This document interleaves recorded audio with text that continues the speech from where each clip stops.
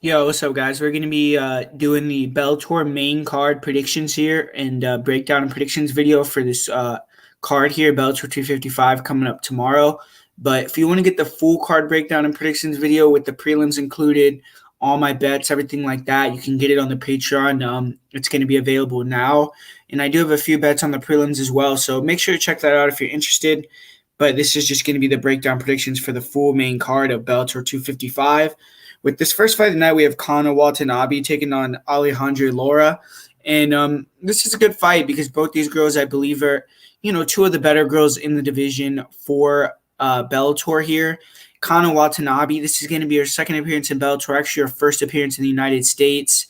She's undefeated, and she's fought all of her previous fights in Asia, so definitely have to see how she acclimates to the travel. This is going to be her first fight in around a year and a half as well, so it's been quite a while for a girl that's 32 years old, so it's not like she's a young prospect. She needs a win here to kind of make a run in Bellator, and she's going to be taking on a tough veteran in Bellator in Alejandra Lara, who's coming off a pretty long layoff of her own, but Laura's a girl who's competed for the Bellator title. She's on a 2-fight win streak, and in my opinion, she had the best performance of her career in her last fight, only 26 years old. So out of the two girls, I think the layoff favors Lara. I think she could come in here a little bit more improved. And she's long and rangy for the division. She's going to have a 3-inch reach advantage again in this fight. She's a good athlete, and her striking is developing, but it looked better last time out. She has nice crosses, throws strikes from southpaw orthodox pretty well. She has good rear leg body kicks, head kicks, and she's probably most dangerous with the kicks overall. She gets them up there fast. She throws them hard. She dropped Veda Ortega with the big head kick in her last fight. She'll throw some nice lead leg hook kicks. She is a 2-time national karate champion over in Colombia, where she's from.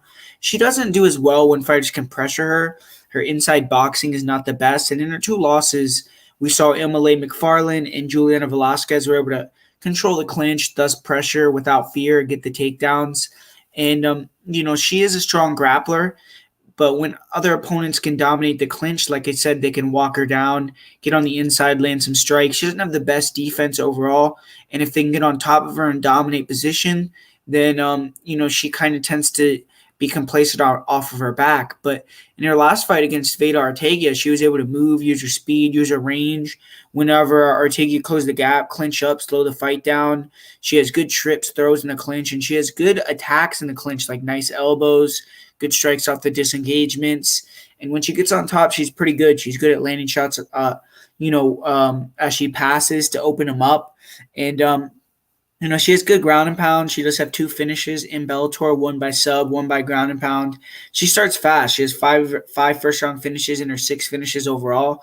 She does slow down a little bit, but I will say, in her last fight, I do feel like her cardio looked a lot better. Off of her back is where she's going to have some issues, especially in this fight particularly. She will attack some leg locks, decent guard, but fighters can't control her. We did see Omale McFarlane wear her down, take her back, and submit her.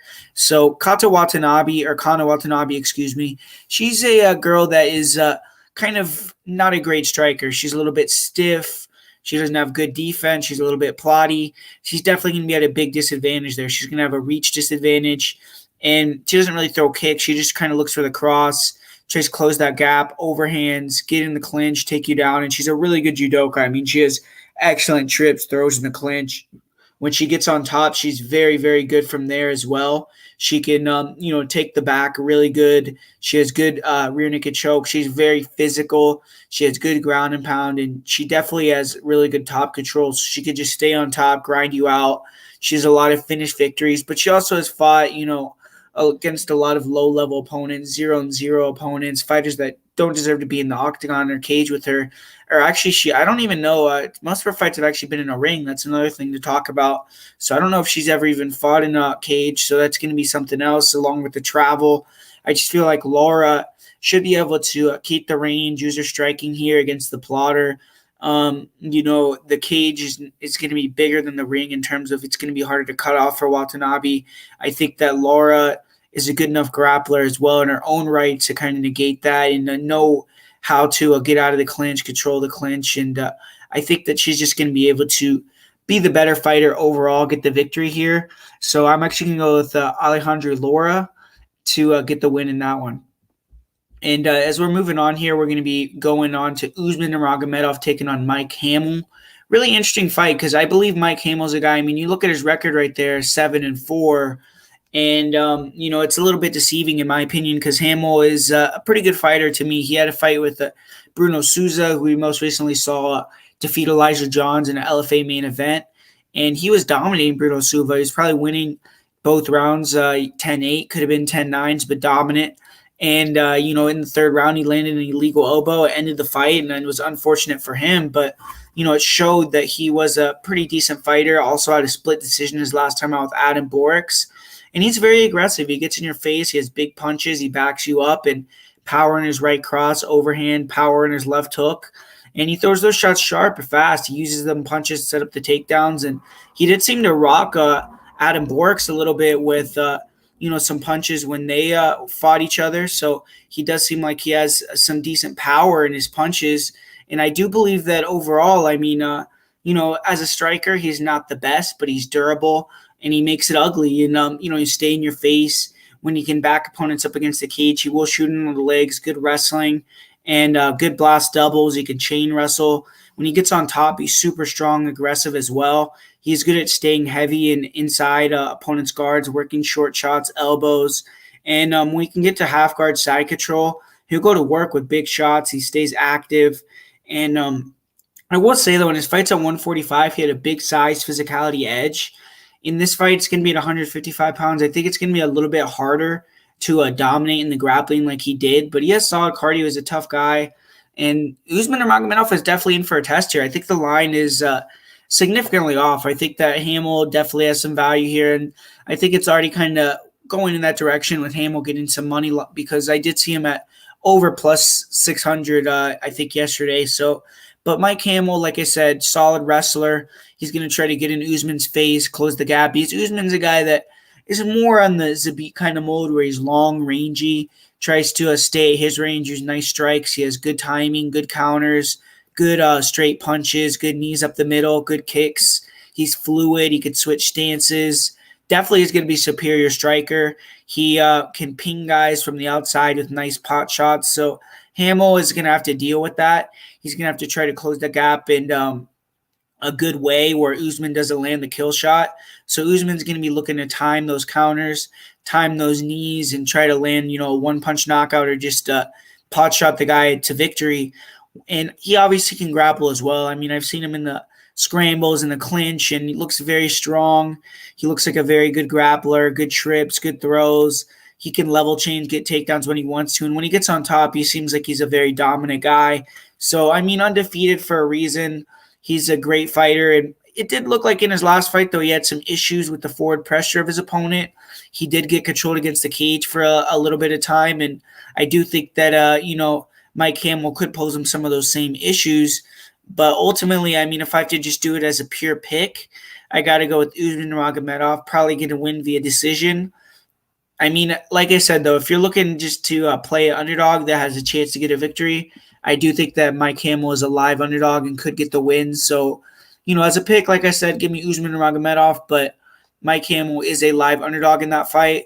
And we're going to move on. I'm not going to talk about this Tyrell Fortune versus Jack May fight because didn't really look into it. It was put together on short notice. It's a rematch. And just as a pick, I got to go with Tyrell Fortune. I think he's the much better fighter. Jack May kind of, I don't want to disrespect fighters, but he doesn't have a great career trajectory recently. He's had a lot of injuries, weird things happen in fights, no contest, things like that, and doesn't have a lot of good luck recently. So I'm going to go with Tyrell to, kind of fix that problem that happened before where it was a no contest because of the knees and just get the victory in that one. So give me Tyrell Fortune there.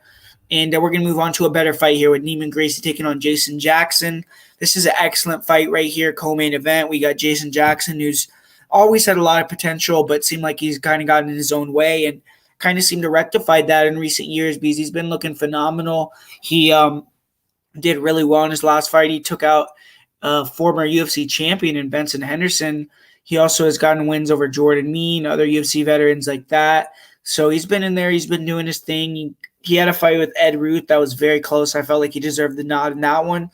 And he's going to have another big-time matchup here against Neiman Gracie, who has been doing excellent recently in his MMA career as well. I mean, he does have the one setback to Rory McDonald, but has the upset victory um, over Ed Ruth, has the upset victory in his last fight over John Fitch.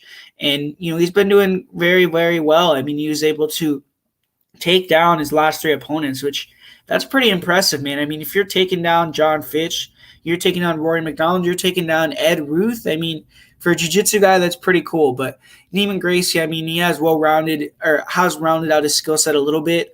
I mean, on the feet, he likes to work the jab, the low kicks. He has that decent overhand right. But still, I mean, on the feet, he's never going to be very good. He's not a great athlete, doesn't really throw with a lot of danger. He did seem like, his body kicks were affecting John Fitch a little bit, but Fitch isn't really necessarily obviously known for striking. And, I do think Neiman, his feints aren't bad, and you obviously have to respect him always coming forward because he's going to try to get into that clinch, and you don't really want to clinch up or go to the ground with a guy like Neiman Gracie. So his striking style is formidable, but it's never going to be that good in my opinion. And he obviously has proven, like I said, he's been able to take these guys down in the clinch with double legs. So he does have a little bit of a wrestling game. And when he can get on top, man, I mean, he has, some of the best jiu-jitsu. He goes from position to position. He flows. He has a great chain of submission that he'll go to. And even off of his back, he's very fluid, doesn't mind being anywhere on the ground. So Jason Jackson is obviously going to want to avoid that with Neiman Gracie. But Jason Jackson, on the other hand, he's a real good counter striker. He's long. He's rangy. He's going to have both the height and the reach advantage in this fight. He has good takedown defense. He has fast hands, fast feet. He can close that gap. He is going to be the much superior striker. If he can just use his jab, touch up Neiman, force him to come forward and then counter, he's going to have a lot of success with the striking in this fight. I do think that Jason Jackson also, has shown that he has very good takedown defense. I mean, against guys like Ed Ruth, Jordan Mean, Kichi Kunamoto, he's been able to deny all the takedowns very easily. And I just feel that if he can keep it on the feet in this one, even though Neiman Gracie has shown a lot of improvements in his striking, I think that other than the low kicks for Jason Jackson, which, could give him some issues, because I do think that, potentially with Jason Jackson, he doesn't really check kicks. So I feel like overall, that could be the one thing that Neiman could pinpoint. But other than that, I just think that Jackson on the feet is going to be way faster. He's going to be able to move around, counter with the uppercuts. I think he's going to be looking to land knees, looking to land some nice kicks, move on the outside. And eventually, I think that once Neiman starts to get a little bit more desperate for the takedowns, he's going to be able to pressure, look for more counter opportunities like that and just start to overall dominate the fight. So give me Neiman Gracie in this one, Jason Jackson in this one. I just think that he's going to be able to keep it where he wants it and just dominate. So I got to go with Jason Jackson. I think that, he should be able to get the victory here. And then moving on, we got the main event of the evening, the final fight. We got Emmanuel Sanchez taking on Patricio Pitbull. This is a rematch as well. They previously fought. It was a close fight in that one. And if you go back and watch it, I mean, Sanchez came out really hot. He landed a nice head kick early on. Seemed like he had Pitbull kind of rocked, landed a straight that kind of wobbled him a little bit. But, you saw Pitbull, I mean, to me, is the better fighter. He's a guy that has real fast hands, sharp counters in the pocket. He'll throw more than one and really, land clean. He was able to hurt Sanchez a couple times. Sanchez, he's a guy that comes forward with that pressure, with the volume game, with the long strikes, with the kicks. And he definitely, is going to be trying to out-volume Patricio Pitbull, stay in his face, make him work. He was doing a good job of, throwing that jab to high kick combo, trying to catch Pitbull as he, exited on one side or the other. And that could, be a part of his game plan again. I think that he's going to try to use more clinch control. Sanchez try to use elbows, knees, wear on Pitbull, maybe hit some takedowns. But, I mean, he showed no ability to control Pitbull on the ground when he got the takedown in his last fight. And I do believe that, on the feet, even though Sanchez is going to be coming forward, throwing more volume, when Pitbull lets go with his combinations and with his counters, he hurt Sanchez. He showed the ability to hurt him with punches. He was landing some nice low kicks, and I just feel like he just has much less fat. He's going to be able to land the sharper strikes as Sanchez is coming forward with the long 1-2s, with the high kicks, and I feel like Sanchez is still a very hittable guy. he is someone that has a really undying will. He's going to be coming forward for 5 rounds trying to push the pace. So, these are two guys that are super durable. I think it's going to be a long fight. I mean, Pitbull, he has one finish loss in his career. It's TKO to Benson Henderson where he had a leg injury, and whereas Emmanuel Sanchez, he's never been finished. So both these guys super durable. And, I feel like Pitbull, if you watch that first fight with him versus Sanchez, it was 2-2 going into the 5th round.